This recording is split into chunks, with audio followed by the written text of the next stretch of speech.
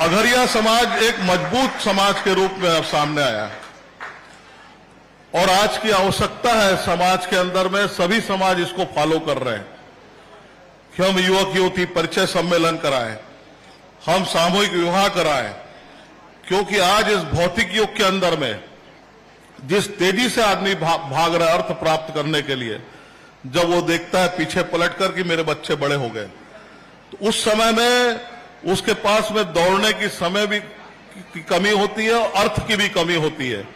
और ऐसे समय के अंदर में समाज जो है एक मंच पे युवक युवतियों का परिचय सम्मेलन कराता है, सामूहिक विवाह कराता है, तो उन सारे लोगों को लगता है कि मेरा समाज बहुत बड़ा है और वो समाज की संस्कार संस्कृति के साथ में बंधा हुआ रहता है। क्योंकि जब समाज संस्कार और संस्कृति के साथ में नहीं बंध पाता, तो अभी एक और बीमारी आई है, दो बीमारियां इस देश में, मैं अपनी बात को खत्म कर रहा हूं 2 मिनट में, जो हर समाज के अंदर कहता हूं। एक बीमारी है धर्मांतरण और मतांतरण, और ये धर्मांतरण और मतांतरण तेजी के साथ में पूरे देश के अंदर में फैल रहा है। मुझको खुशी है इस बात की कि हमारी सरकार विष्णुदेव साय जी के नेतृत्व में तत्काल कार्रवाई भी कर रही है कि ऐसे दोषी लोगों को जेल के अंदर में भेजना, इस बात का संकल्प भी जो है हमारी सरकार का है। धर्म बदलने का किसी को अधिकार नहीं है। हम अपने धर्म, अपनी संस्कार संस्कृति आध्यात्म के साथ में जीना, यह हमारा मौलिक अधिकार है। और एक दूसरी सबसे बड़ी बीमारी जो आई है वो आई है एजुकेशन की। और इस एजुकेशन के अंदर में जब मैं देखता हूं कि बहुत सारे माता पिता की इच्छा के विपरीत, और मैं जब कल गया था शादी में, 8 शादी अटेंड किया था, वो 8 में 4 जो है लव मैरिज की थी। और ये जो है लड़कियां बेटी बचाओ बेटी पढ़ाओ मोदी जी का नारा है, बेटियां पढ़ना चाहिए, अच्छा पढ़ना चाहिए, लेकिन उन बेटियों को एक बात का ध्यान रखना चाहिए कि अपनी पढ़ाई के अहंकार ना करें, माता पिता के फैसले को वो स्वीकार करे।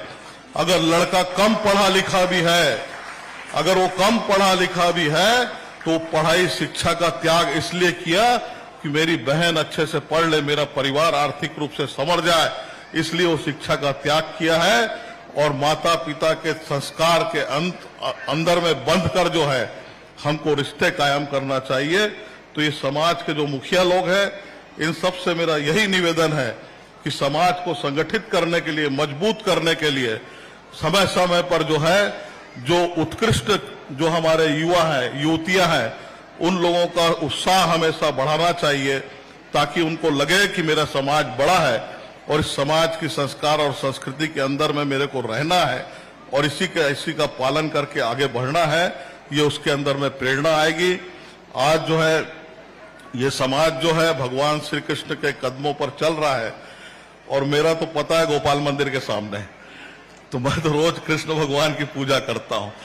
तो आज जो है अघरिया समाज सभी को जो है, सभी जितने हमारे नवयुवक नवयुवतियां हैं, खूब पढ़े, आगे पढ़े, छत्तीसगढ़ का नाम रोशन करे। प्रधानमंत्री मोदी जी का जो एक संकल्प है कि विकसित भारत, और विष्णुदेव साय जी का संकल्प है विकसित छत्तीसगढ़, इसके वो सहयोगी बने। यही मैं अपेक्षा के साथ में अपनी बात को यहीं समाप्त करता हूं। जय हिंद, जय छत्तीसगढ़, जय श्री कृष्ण। धन्यवाद। मैं सुनील सोनी जी का बहुत धन्यवाद कहना चाहूंगी। हमारे माननीय सब मंचासीन सदस्य बोल रहे थे कि हमें ना बोला जाए, मतलब सीधा मुख्यमंत्री जी को सुने हम, लेकिन जैसे ही सुनील सोनी जी ने अपना उद्बोधन चालू किया, हमारे हॉल की एसी चालू हो गई है। तो मैं चाहूंगी सभी थोड़ा थोड़ा बोले, हो सकता है हमारे समाज का कुछ फायदा होता रहेगा जी। इसके पश्चात मैं माननीय श्री पुरंदर मिश्रा जी को आमंत्रित करना चाहूंगी, अपने 2 मिनट हमारे समाज को दें। विधायक रायपुर उत्तर।